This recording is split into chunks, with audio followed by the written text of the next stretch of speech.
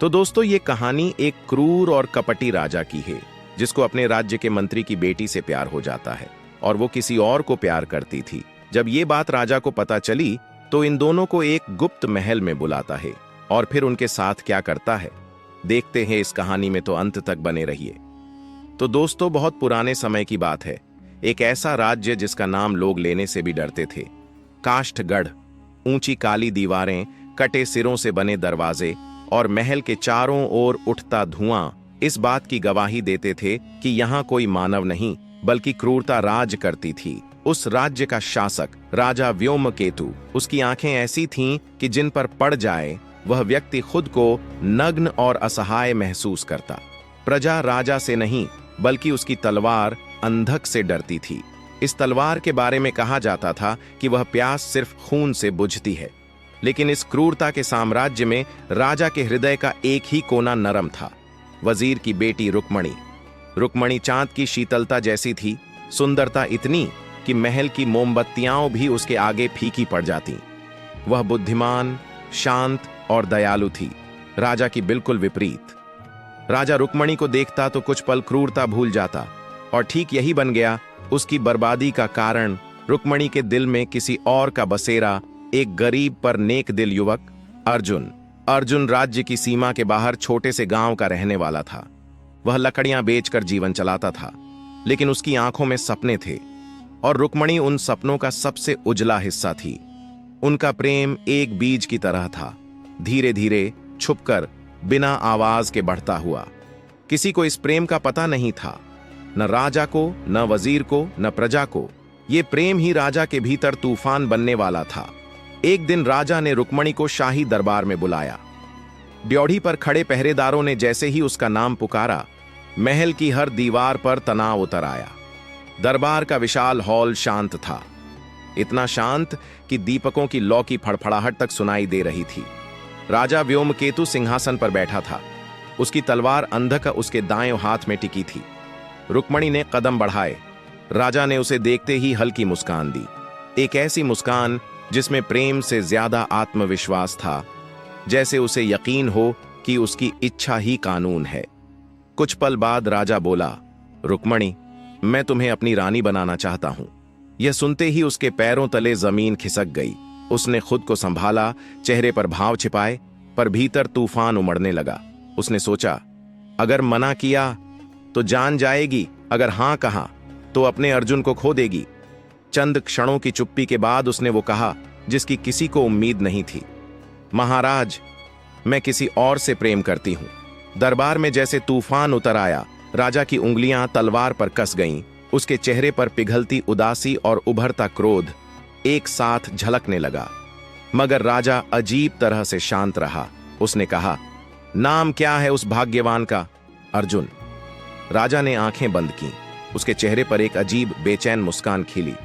कल दोनों मेरे गुप्त महल में आओ, जहां सिर्फ हम तीन होंगे, जहां मैं तुम्हारा विवाह उसी से करवाऊंगा। रुक्मणी स्तब्ध रह गई, लेकिन आदेश तो आदेश था। उसने भय से कांपते हुए कहा, जैसा हुक्म महाराज।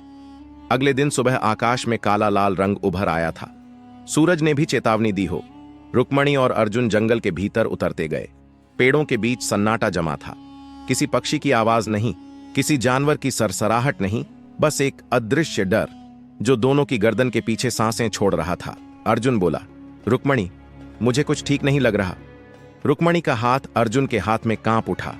मुझे भी नहीं, पर महाराज का आदेश ठुकरा नहीं सकते। जंगल के बीचों बीच एक काला टूटा फूटा महल दिखा। उसकी दीवारों पर काई, खून के धब्बे और अजीब नक्काशियां उकेरी थीं, मानो किसी ने पीड़ा को पत्थरों में कैद कर दिया हो। अंदर राजा पहले से मौजूद था। जैसे ही वे अंदर पहुंचे, दरवाजा अपने आप बंद हो गया। जोर से धड़ाम! अर्जुन और रुक्मणी डर से उछल पड़े। राजा खड़ा था। उसके चेहरे की शांत मुस्कान अब गायब थी। वह बदल चुका था, मानो रात के अंधेरे ने उसकी आत्मा निगल ली हो। रुक्मणी ने धड़कने थामते हुए पूछा, महाराज, विवाह कहां है? कोई पुरोहित क्यों नहीं? राजा हंस पड़ा, एक भारी गहरी दानवी हंसी जिससे दीवारें भी कांप उठीं। मूर्खों, वह गर्जा, मैं तुम्हारी शादी करवाने नहीं, तुम दोनों को जिंदा काटने लाया हूं। अर्जुन ने रुक्मणी को पीछे किया। रुक्मणी के पैरों में जान नहीं बची थी। राजा ने अपनी तलवार अंधक निकाली। उसकी धार से खून की बूंदें सौ टपक रही थीं, जैसे किसी की आत्मा चिपकी हो। राजा अर्जुन की ओर बढ़ा। तलवार हवा चीर रही थी। हर कदम की आवाज गुफा में गूंजती। अर्जुन बोल उठा, महाराज, हमने क्या दोष किया? राजा रुक गया। उसकी आंखें पागलपन से भर गईं। दोष? उसकी आवाज गूंजी, तुमने उस चीज को छूने की हिम्मत की जो मेरी है, रुक्मणी। वह गर्जना करता अर्जुन पर टूट पड़ा। अर्जुन ने आसपास पड़ी लकड़ी उठाई। राजा की तलवार से चिंगारियां फूटीं। अर्जुन पीछे धकेलता गया, पर वह राजा की ताकत के आगे टिक नहीं सका। राजा ने लकड़ी तोड़ी। अर्जुन जमीन पर गिर पड़ा। तलवार उसकी गर्दन पर आ गई। अलविदा। पर उसी पल रुक्मणी चीख पड़ी। नहीं! उसकी चीख में दर्द, प्रेम, डर सब कुछ था, और शायद कुछ और भी। उसकी आंखों में आंसू थे। पर अचानक उसकी पुतलियां काली पड़ गईं। जंगल की हवा भारी होने लगी। दीवारों पर बने चिन्ह चमकने लगे। राजा रुक गया। ये क्या? रुक्मणी का शरीर कांप रहा था। उसके चारों ओर काली हवा घूमने लगी। अचानक उसके होंठ हिले, पर आवाज उसकी नहीं थी। एक भारी गूंजती हुई आवाज निकली, व्योमकेतु, तूने प्रेम का अपमान किया है। तूने निर्दोषों का खून बहाया है। अब तू भी उसी दर्द में जलेगा। राजा पीछे हट गया। उसने तलवार कस ली, पर हाथ कांप रहा था। रुक्मणी आगे बढ़ी। अंधक तलवार, जिस खून से तूने अपना अस्तित्व बनाया, आज उसी खून को पीकर तू खुद श्रापित होगी। तलवार अचानक कांपने लगी। राजा की पकड़ ढीली पड़ गई। तलवार जमीन पर गिरते ही महल की हवा रुक गई, और एक पल बाद तलवार से जलती हुई काली धुआं उठी। राजा चीखा, नहीं नहीं, यह असंभव है। पर श्राप रुकने वाला नहीं था। रुक्मणी ने हाथ उठाया। हाथ साधारण था, पर उसके चारों ओर काली ऊर्जा घूम रही थी। अब तू, व्योमकेतु, हर रात उस डर को जिएगा जिसे तूने दूसरों को दिया। उसके शब्दों के साथ राजा का शरीर जमीन पर गिर पड़ा। धीरे धीरे काला पड़ता हुआ उसकी आंखें खुली की खुली रह गईं, लेकिन उसमें न राजा था, न इंसान, बस खालीपन, एक श्रापित, अमर खालीपन। राजा धराशायी हो चुका था। तलवार राख बन चुकी थी। अर्जुन उठकर रुक्मणी की ओर भागा, पर रुक्मणी खड़ी रही, स्थिर। उसकी आंखें धीरे धीरे सामान्य हो रही थीं। अर्जुन ने उसे पकड़कर गले लगा लिया। रुक्मणी, तुम ठीक हो? वह थरथराते हुए बोली, मुझे नहीं पता ये शक्ति कहां से आई। अर्जुन ने कहा, चाहे जो भी हो, तुमने मेरी जान बचाई, तुमने हमें बचाया। दोनों एक दूसरे को थामकर बाहर निकल गए। पर जब वे जंगल से निकल रहे थे, उन्हें पीछे से एक धीमी दबी हुई आवाज सुनाई दी। रुक्मणी। वह आवाज राजा की थी। वह अभी मरा नहीं था, वह जीवित था, पर जीवितों की दुनिया के लिए नहीं। जंगल की अंधेरी गहराई में, टूटे महल के बीच, काली राख की लपटों में राजा व्योमकेतु अब एक श्रापित आत्मा बन चुका था, और उसकी आवाज अब भी गूंज रही थी, मैं लौटूंगा।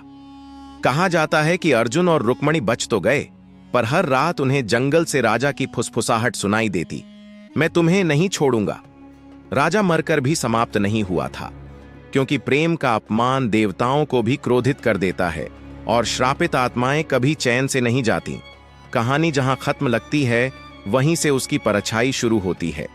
तो दोस्तों, आपको ये स्टोरी पसंद आई है तो वीडियो को लाइक करके चैनल को सब्सक्राइब कर दो, और आपको ये स्टोरी का दूसरा भाग चाहिए तो कमेंट करो। अगर इस वीडियो पे 50 कमेंट आएंगे तो मैं इसका दूसरा भाग लाऊंगा। बने रहिए।